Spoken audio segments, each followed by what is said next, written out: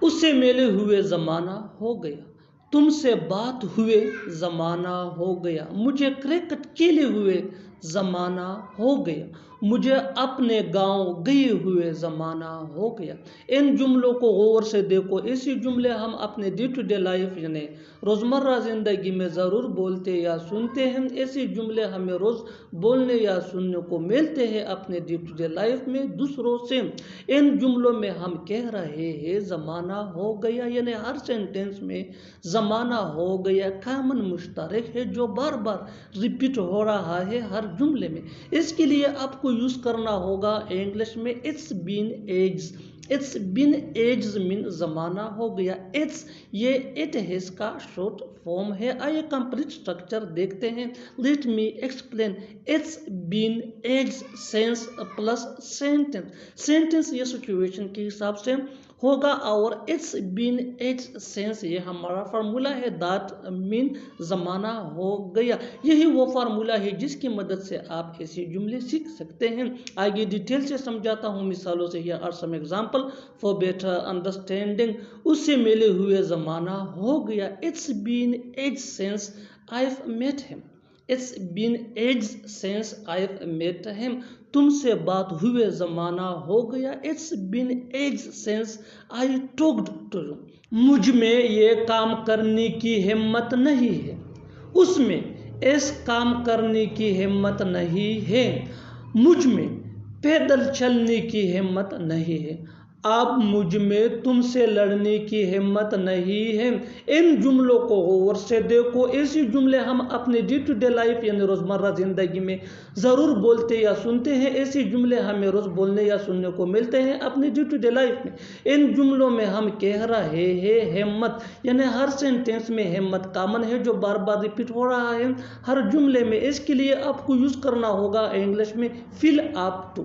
Feel up to مین ہمت ہونا۔ آئیے کمپلیٹ اسٹرکچر سمجھتے ہیں۔ Let me explain. Subject plus don't یا ڈزنٹ۔ ڈونٹ یہ ڈو نوٹ کا شارٹ فارم ہے اور ڈزنٹ یہ ڈز نوٹ کا شارٹ فارم ہے۔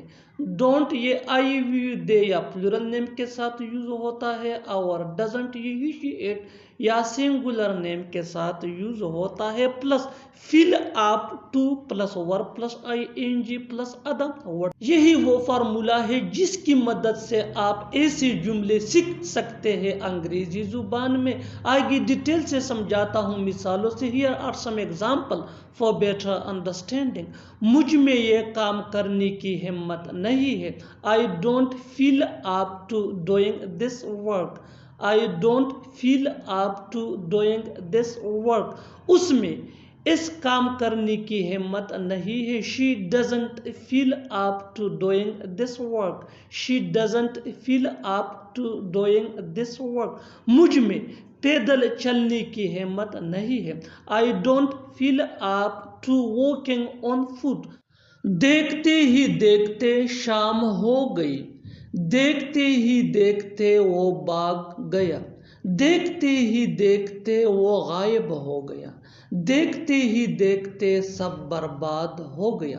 ان جملوں کو غور سے دیکھو، ایسی جملے ہم اپنے ڈے ٹو ڈے لائف یعنی روزمرہ زندگی میں ضرور بولتے یا سنتے ہیں۔ ایسے جملے ہمیں روز بولنے یا سننے کو ملتے ہیں اپنے ڈے ٹو ڈے لائف میں۔ ان جملوں میں ہم کہہ رہے ہیں دیکھتے ہی دیکھتے، یعنی پتہ بھی نہ چلا۔ دیکھتے ہی دیکھتے ہر سینٹینس میں کامن ہے جو بار بار ریپیٹ ہو رہا ہے ہر جملے میں۔ اس کے لیے آپ کو یوز کرنا ہوگا انگلش میں ان نو ٹائم۔ ان نو ٹائم مین دیکھتے ہی دیکھتے یعنی پتہ بھی نہ چلا۔ آئیے کمپلیٹ اسٹرکچر سمجھتے ہیں۔ Let me explain. Sentence plus in no time. Sentence یہ سچویشن کے حساب سے ہوگا اور ان نو ٹائم مین دیکھتے ہی دیکھتے۔ یہی وہ فارمولا ہے جس کی مدد سے آپ بھی انگریزی زبان میں ایسے جملے سیکھ سکتے ہیں۔ آگے ڈیٹیل سے سمجھاتا ہوں مثالوں سے۔ Here are some example for better understanding۔ دیکھتے ہی دیکھتے شام ہو گئی، یعنی پتہ بھی نہ چلا اور شام ہو گئی۔ It's evening in no time۔ It's evening in no time. دیکھتے ہی دیکھتے وہ غائب ہو گیا. یعنی ہمیں پتہ بھی نہ چلا اور وہ غائب ہو گیا. He disappeared in no time. He disappeared in no time. میرا مشورہ مانو اور وہاں جاؤ. اس کا مشورہ مانو اور یہاں آؤ. اس کا مشورہ مانو اور ہمیں سب بتاؤ. ہمارا مشورہ مانو اور اسے مت بلاؤ. ان جملوں کو غور سے دیکھو. ایسی جملے ہم اپنے ڈے ٹو ڈے لائف یعنی روزمرہ زندگی میں ضرور بولتے یا سنتے ہیں. ایسی جملے ہمیں روز بولنے یا سننے کو ملتے ہیں اپنے ڈے ٹو ڈے لائف میں. ان جملوں میں ہم کہہ رہے ہیں مشورہ.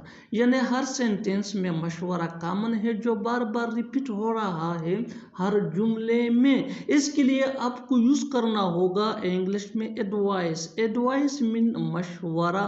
آئیے کمپلیٹ اسٹرکچر دیکھتے ہیں. Let me explain.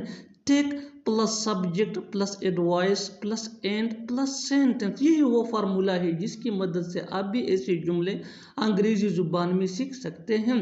آگے ڈیٹیل سے سمجھاتا ہوں مثالوں سے. Here are some examples for better understanding. میرا مشورہ مانو اور وہاں جاؤ. Take my advice and go there. Take my advice and go there. اس کا مشورہ مانو اور یہاں آؤ. Take his advice and come here. Take his advice and come here. اس کا مشورہ مانو اور ہمیں سب بتاؤ. Take his advice and tell us everything. Take his advice and tell us everything. ہمارا مشورہ مانو اور اسے مت بلاؤ. Take our advice and don't call him. میں تھوڑی دیر میں آؤں گا. میں تھوڑی دیر میں نہا لوں گا. وہ تھوڑی دیر میں بازار جائے گا. وہ تھوڑی دیر میں آ رہی ہے. ان جملوں کو غور سے دیکھو. ایسی جملے ہم اپنے ڈے ٹو ڈے لائف یعنی روزمرہ زندگی میں ضرور بولتے یا سنتے ہیں. ایسی جملے ہمیں روز بولنے یا سننے کو ضرور ملتے ہیں اپنے ڈے ٹو ڈے لائف میں. ان جملوں میں ہم کہہ رہے ہیں تھوڑی دیر میں. یعنی ہر سینٹینس میں تھوڑی دیر میں بار بار ریپیٹ ہو رہا ہے. اس کے لیے آپ کو یوز کرنا ہوگا انگلش میں ان اوائل. ان اوائل مین تھوڑی دیر میں. آئیے کمپلیٹ اسٹرکچر سمجھتے ہیں. سینٹینس پلس ان اوائل. سینٹینس یہ سچویشن کے حساب سے ہوگا اور یہی وہ فارمولا ہے. آگے ڈیٹیل سے سمجھاتا ہوں مثالوں سے. Here are some examples for better understanding. میں تھوڑی دیر میں آؤں گا. I will come in a while. I will come in a while. میں تھوڑی دیر میں نہا لوں گا. I will take a bath in a while. I will take a bath in a while. وہ تھوڑی دیر میں بازار جائے گا. He will go to market in a while. He will go to market in a while. وہ تھوڑی دیر میں آ رہی ہے. She is coming in a while.